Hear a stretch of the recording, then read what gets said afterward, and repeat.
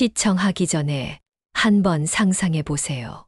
30년 동안 열심히 일하고 저축했는데 은퇴 후에 병원비 때문에 잠을 설치는 모습을, 또는 난방비가 부담되어 추운 겨울을 견디는 상황을. 무섭지 않으신가요? 많은 분들이 은퇴 후 삶에 대한 불안감으로 밤잠을 설치곤 합니다. 하지만 걱정만 한다고 해결되지는 않습니다.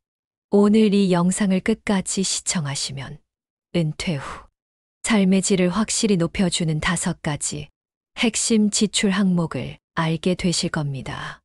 그리고 마지막에는 돈보다 더 중요한, 많은 분들이 놓치고 있는 결정적인 요소까지 알려드립니다.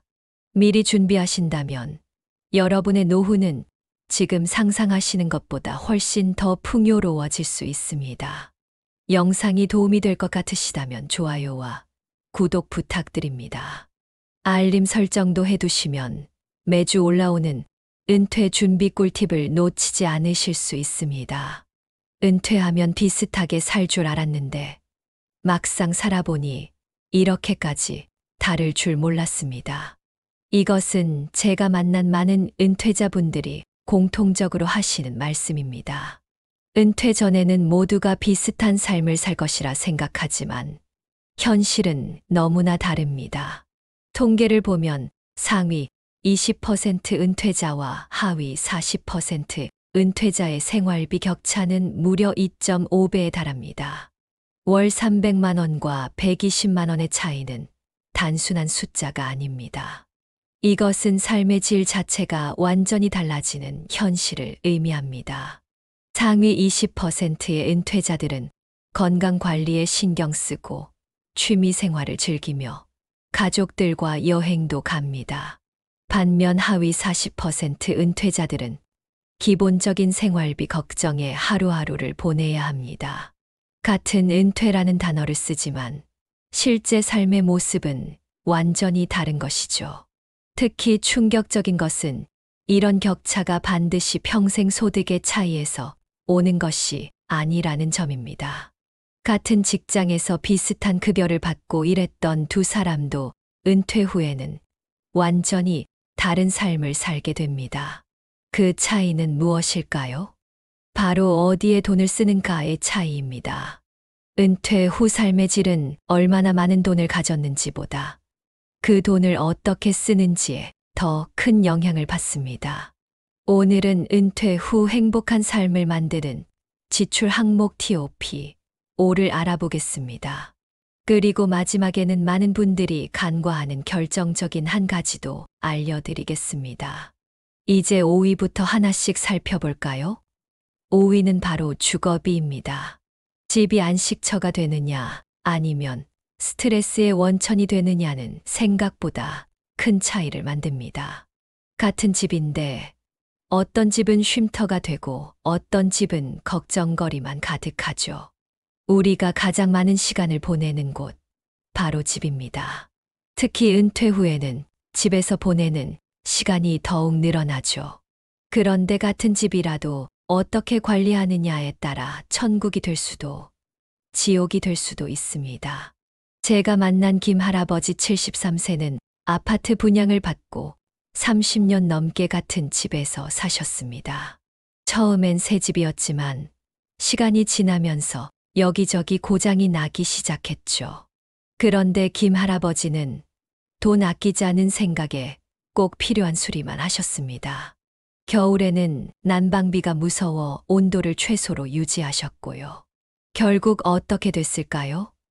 천장에서 물이 새어 큰 공사를 하게 되었고, 추운 집에서 지내다 관절염까지 심해졌습니다. 집이 안식처가 아니라 스트레스의 원천이 된 거죠. 반면 같은 아파트 단지의 박할머니는 매년 조금씩 집을 고치셨습니다.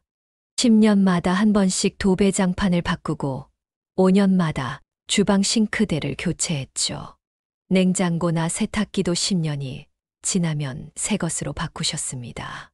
처음에는 사치스럽다는 소리도 들었지만 결과적으로 박 할머니의 집은 항상 깨끗하고 편안했습니다. 큰 고장이 날 일도 없었고요. 무엇보다 집에 있는 시간이 즐거웠다고 합니다. 상위 20% 은퇴자들의 주거비 지출 패턴을 보면 꾸준한 관리에 투자합니다. 인테리어, 최신 가전 교체, 그리고 불편함을 빠르게 해결하는데 돈을 아끼지 않습니다. 이들은 집을 비용이 아닌 투자로 봅니다. 하지만 하위 40% 은퇴자들은 주거 환경이 노후되어도 수리를 미루고 겨울에도 난방을 최소화합니다. 지금 당장 살 수 있으니 괜찮다는 생각으로 필수적인 수리만 하죠. 결국 작은 문제들이 쌓여 큰 비용이 들어가는 상황이 오게 됩니다. 주거 환경은 단순히 사는 곳만이 아닙니다. 우리의 정신 건강과 육체적 건강에도 큰 영향을 미치죠. 춥고 불편한 집에서는 좋은 수면을 취하기 어렵습니다. 누수나 곰팡이 같은 문제는 호흡기 질환을 일으키기도 하고요. 특히 은퇴 후에는 집에서 보내는 시간이 많아지기 때문에 주거 환경의 중요성은 더욱 커집니다. 좋은 환경은 건강을 지키고 취미 생활을 즐기게 해주며 손주들이 찾아오고 싶은 공간을 만들어줍니다.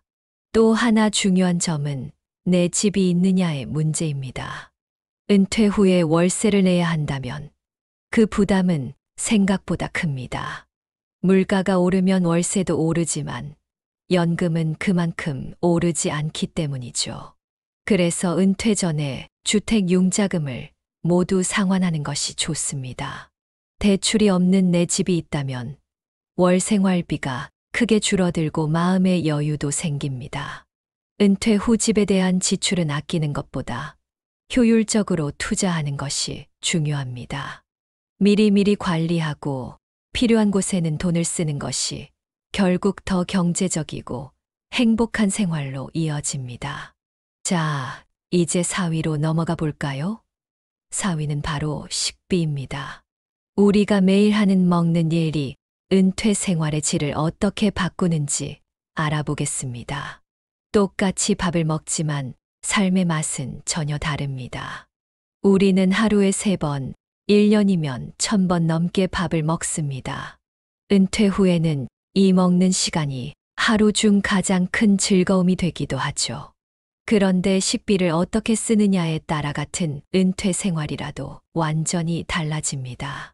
최근 제가 만난 이 할아버지는 은퇴 전 대기업 부장으로 근무하셨습니다. 월급이 꽤 많았지만 은퇴 준비는 충분히 하지 못했죠. 이제 이 할아버지의 하루 식사는 어떨까요? 아침은 라면이나 간단하게 빵으로 때우고 점심은 3,000원짜리 국밥집에 갑니다. 저녁은 집에서 반찬 하나에 밥과 김치만 먹어요. 외식은 한 달에 한두 번, 자녀들이 데려갈 때나 가능하죠. 이 할아버지는 한 달 식비로 약 42만 원을 쓰고 계셨습니다. 이것도 아끼느라 영양가는 생각할 겨를이 없었죠. 결국 단조로운 식단으로 인해 건강이 나빠지고 끼니 때마다 스트레스를 받는 생활이 계속되었습니다. 반면 같은 회사에서 비슷한 직급으로 일했던 강할아버지 70세는 어떨까요? 아침은 과일과 견과류, 요거트로 가볍게 먹고 점심은 동네 맛집에서 8,000원 정도 하는 정식을 먹습니다. 저녁은 집에서 다양한 반찬으로 챙겨 먹고 주말에는 가족과 함께 맛있는 식당에서 식사를 즐깁니다. 강 할아버지는 한 달 식비로 약 85만 원을 씁니다. 이것은 이 할아버지의 2배가 넘는 금액이죠. 하지만 그만큼 먹는 즐거움도 크고 건강도 더 좋았습니다. 식비의 차이는 단순히 배를 채우는 것 이상의 의미가 있습니다.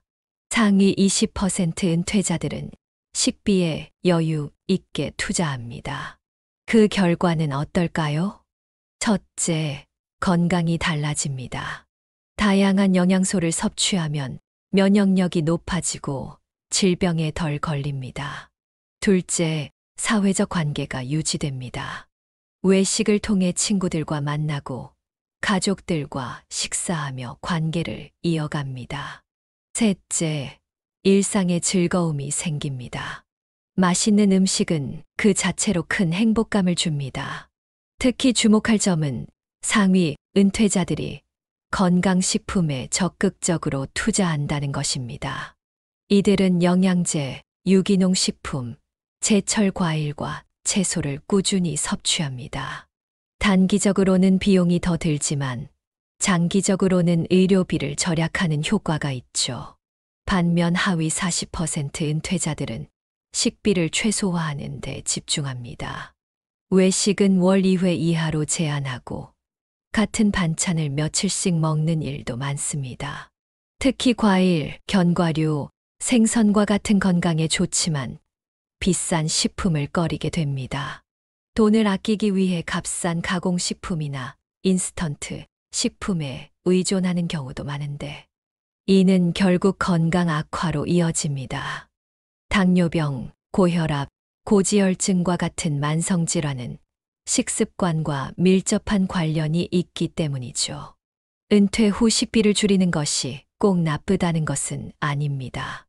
하지만 어디서 줄일지를 현명하게 선택하는 것이 중요합니다. 예를 들어 외식 횟수는 조절하되 집에서 먹는 음식의 질은 높이는 방법이 있습니다. 또한 직접 요리하는 시간을 늘리는 것도 좋은 방법입니다. 요리는 취미가 될 수 있고 직접 만든 음식은 더 건강하고 맛있을 수 있습니다. 게다가 요리를 통해 성취감도 느낄 수 있죠. 제철 식품을 활용하는 것도 똑똑한 방법입니다. 제철 과일과 채소는 영양가가 높고 가격도 상대적으로 저렴합니다.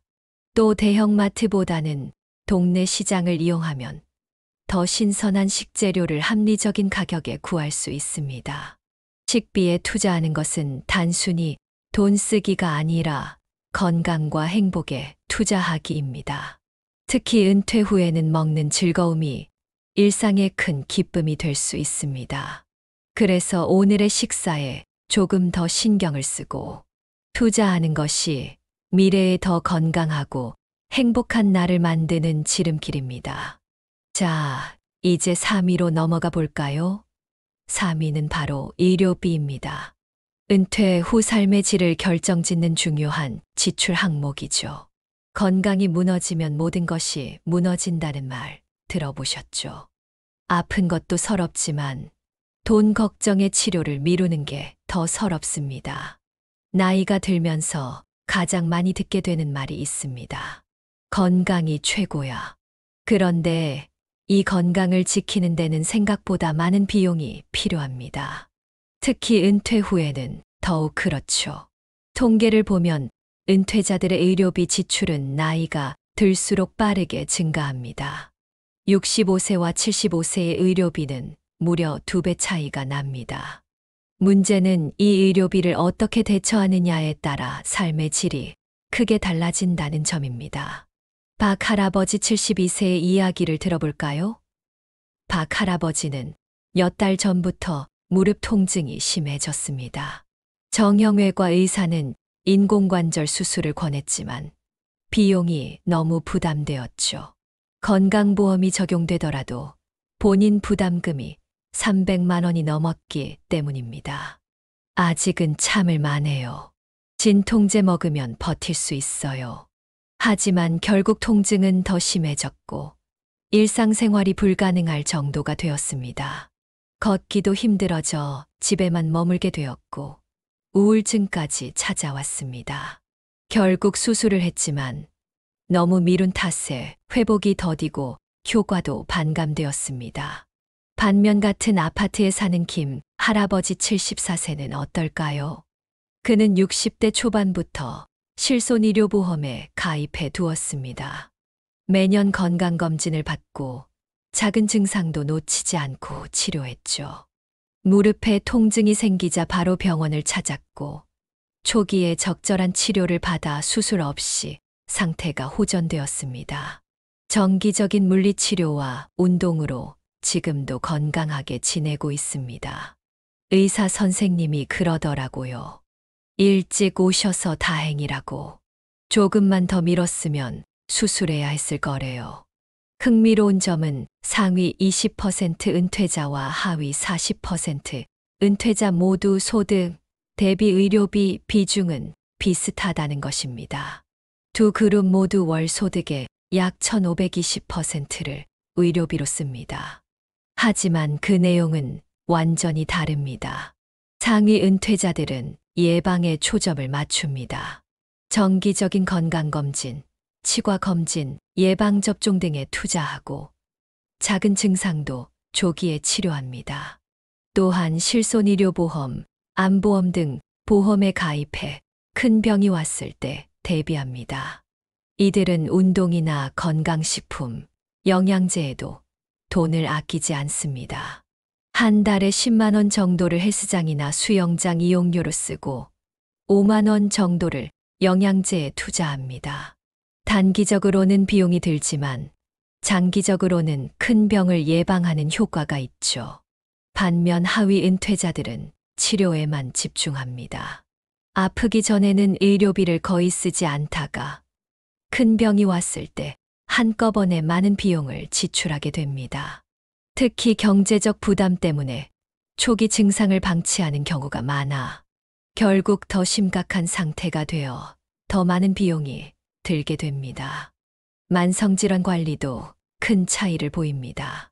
고혈압, 당뇨와 같은 만성질환은 꾸준한 관리가 필요합니다. 상위 은퇴자들은 정기적인 검사와 약물 치료를 통해 상태를 안정적으로 유지합니다.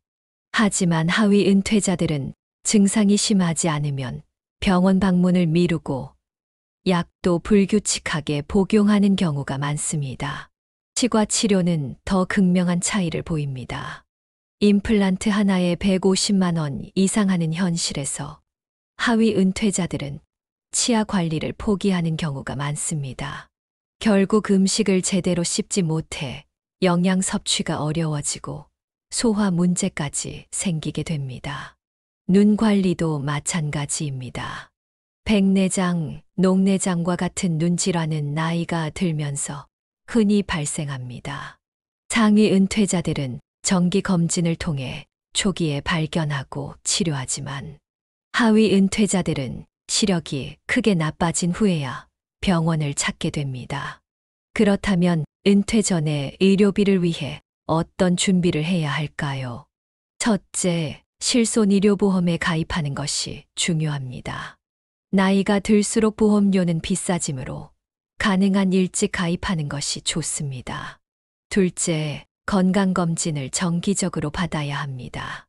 국민건강보험에서 제공하는 무료 검진도 잘 활용하세요. 셋째, 응급의료비를 위한 별도의 저축이 필요합니다. 최소 500만 원 정도는 언제든 쓸 수 있도록 준비해 두는 것이 좋습니다. 의료비는 단순한 지출이 아니라 삶의 질을 결정짓는 중요한 투자입니다. 특히 건강을 잃으면 다른 모든 것이 무의미해지므로 의료비에 인색해지는 것은 결국 더 큰 비용으로 돌아옵니다. 건강은 돈으로 살 수 없다고 하지만 건강을 지키는 데는 분명히 돈이 필요합니다. 그리고 그 돈은 아끼는 것보다 현명하게 쓰는 것이 중요합니다. 자, 이제 2위로 넘어가 볼까요? 2위는 바로 여가비입니다. 은퇴 후 삶의 질을 결정짓는 데 있어 여가 활동이 얼마나 중요한지, 그리고 어떤 차이를 만드는지 알아보겠습니다. 은퇴했는데 쉴 수가 없다면 그건 퇴직이지 은퇴가 아닙니다. 직장 생활을 하는 동안 우리는 항상 은퇴하면 이것저것 해봐야지라고 생각합니다. 취미 생활도 즐기고 여행도 다니고 배우고 싶었던 것도 배우고. 하지만 막상 은퇴하면 이런 계획들이 현실이 될까요? 제가 만난 정할아버지 69세는 은퇴 후 하루 일과가 이렇습니다. 아침에 일어나서 TV 뉴스를 봅니다. 점심 먹고 동네 경로당에 가서 장기나 바둑을 두다가 저녁에 다시 집에 와서 TV를 봅니다. 가끔 아내와 동네 공원을 산책하는 게 전부예요. 정할아버지의 여가비는 월 15만 원 정도입니다. 그중 대부분은 TV 시청료, 케이블 요금, 가끔 노래방 가는 비용 정도죠. 반면 이웃에 사는 윤 할아버지 71세는 어떨까요?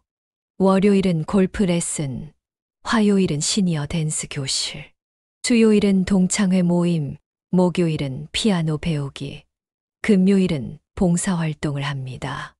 2달에 한 번은 아내와 1박 2일 여행을 떠나고 1년에 한 번은 해외여행을 가죠. 윤 할아버지의 여가비는 월 95만 원입니다. 골프, 댄스 레슨, 피아노 수업료와 여행 비용이 여기에 포함됩니다. 두 분의 삶은 어떻게 다를까요?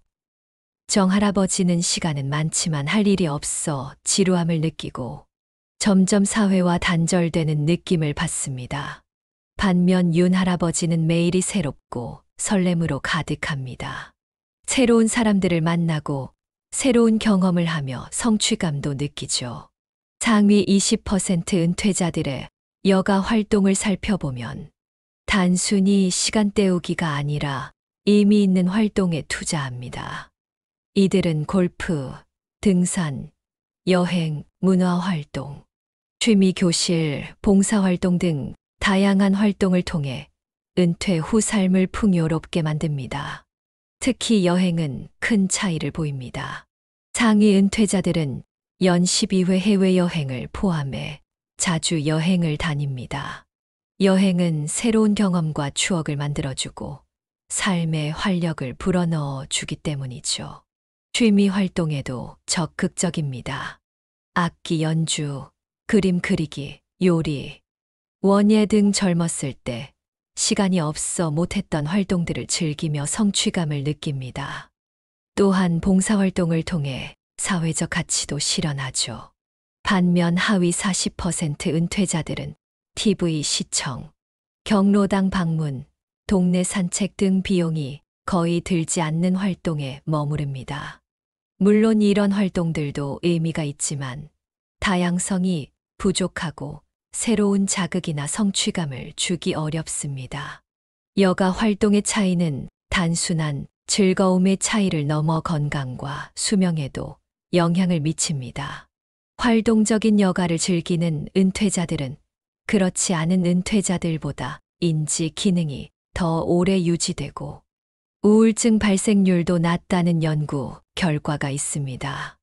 또한 여가 활동을 통한 사회적 관계 유지는 노년의 외로움을 줄여주는 중요한 요소입니다. 정기적으로 사람들을 만나고 교류하는 은퇴자들이 더 행복하고 건강하게 살아간다는 사실은 이미 많은 연구를 통해 입증되었습니다. 그렇다면 경제적 여유가 부족해도 여가 생활을 풍요롭게 만들 수 있는 방법은 없을까요? 물론 있습니다. 첫째, 지역사회 시설을 활용하세요. 많은 구청이나 복지관에서 무료 또는 저렴한 비용으로 다양한 프로그램을 제공합니다. 둘째, 동호회에 가입하는 것도 좋은 방법입니다. 비슷한 관심사를 가진 사람들과 함께하면 비용을 나눌 수 있고 더 즐겁게 활동할 수 있습니다. 셋째, 비용이 많이 드는 활동과 적게 드는 활동을 균형 있게 배분하세요. 은퇴 후 삶에서 여가는 단순한 시간 보내기가 아니라 삶의 의미와 가치를 찾는 과정입니다. 그래서 여가비는 낭비가 아니라 삶의 질을 높이는 투자라고 볼 수 있습니다. 이제 마지막 1위로 넘어가 볼까요? 1위는 바로 마인드셋입니다. 돈보다 더 중요한 은퇴 후 삶의 질을 결정짓는 결정적인 요소입니다. 진짜 문제는 돈이 아니라 생각의 차이였습니다. 지금까지 은퇴 후 삶의 질을 결정짓는 중요한 지출 항목 4가지를 살펴봤습니다. 주거비, 식비, 의료비, 여가비까지 모두 중요한 요소들이죠. 하지만 가장 중요한 1위는 바로 마인드셋, 즉 생각의 틀입니다. 왜 같은 직장에서 비슷한 월급을 받고 일했던 사람들도 은퇴 후에는 천국과 지옥처럼 다른 삶을 살게 될까요? 그 답은 바로 준비하는 마음가짐에 있습니다. 40년 넘게 친구로 지내온 최할아버지와 박할아버지의 이야기를 들어볼까요? 두 분은 같은 회사에서 비슷한 직급으로 일했고 월급도 비슷했습니다. 그런데 은퇴 10년 후 두 분의 삶은 완전히 달라졌습니다. 최할아버지는 풍요로운 은퇴 생활을 즐기고 있지만 박할아버지는 매달 연금만으로는 생활이 빠듯합니다. 무엇이 이런 차이를 만들었을까요? 최할아버지는 30대부터 은퇴 준비를 시작했습니다. 은퇴는 또 다른 인생의 시작이라고 생각했기 때문이죠. 그는 매달 수입의 일정 부분을 은퇴 자금으로 저축했고 40대부터는 노후에 즐길 취미도 하나씩 만들어갔습니다. 반면 박할아버지는 그때 가서 생각하지 뭐라는 마음으로 은퇴 준비를 미뤘습니다. 당장의 지출이 더 중요했고 노후는 아직 멀리 있다고 생각했죠. 은퇴 준비는 은퇴 직전인 50대 후반에야 시작했습니다. 상위 20% 은퇴자들의 공통점은 바로 계획적인 마인드셋입니다. 이들은 은퇴를 단순한 직장 생활의 끝이 아니라 새로운 인생의 시작으로 봅니다. 그래서 오래전부터 계획을 세우고 준비합니다. 특히 재정 관리에서 큰 차이가 납니다. 상위 은퇴자들은 소비자 마인드가 아니라 투자자 마인드를 가지고 있습니다. 돈을 모으는 것뿐만 아니라 그 돈을 어떻게 불릴지, 그리고 은퇴 후에는 어떻게 사용할지까지 계획합니다. 또한 이들은 끊임없이 배우고 성장하는 마인드셋을 가지고 있습니다. 은퇴 후에도 새로운 기술을 배우고 변화하는 세상에 적응하려고 노력합니다. 예를 들어 디지털 기기 사용법을 배우거나 온라인 뱅킹을 활용하는 등의 노력을 아끼지 않죠. 반면 하위 40% 은퇴자들은 현재 중심적 마인드셋을 가지고 있습니다. 당장의 만족과 편안함에 초점을 두다 보니 미래를 위한 준비가 부족해집니다. 또한 변화를 두려워하고 새로운 것을 배우려는 의지가 약한 경우가 많습니다. 흥미로운 것은 이런 마인드셋의 차이가 은퇴 전부터 나타난다는 점입니다. 상위 은퇴자들은 직장 생활 동안에도 꾸준히 새로운 기술을 배우고 자기 개발에 투자했습니다. 그리고 이러한 습관이 은퇴 후에도 이어지는 것이죠.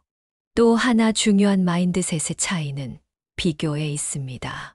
상위 은퇴자들은 남들과 자신을 비교하기보다 자신의 행복과 만족에 집중합니다. 반면 하위 은퇴자들은 종종 다른 사람들과 자신을 비교하며 불만을 키우게 됩니다. 이런 마인드셋의 차이는 단순히 생각의 차이가 아니라 실제 행동과 결과로 이어집니다. 예를 들어 위기가 왔을 때 상위 은퇴자들은 해결책을 찾고 적응하려고 노력하는 반면 하위 은퇴자들은 쉽게 좌절하고 포기하는 경향이 있습니다.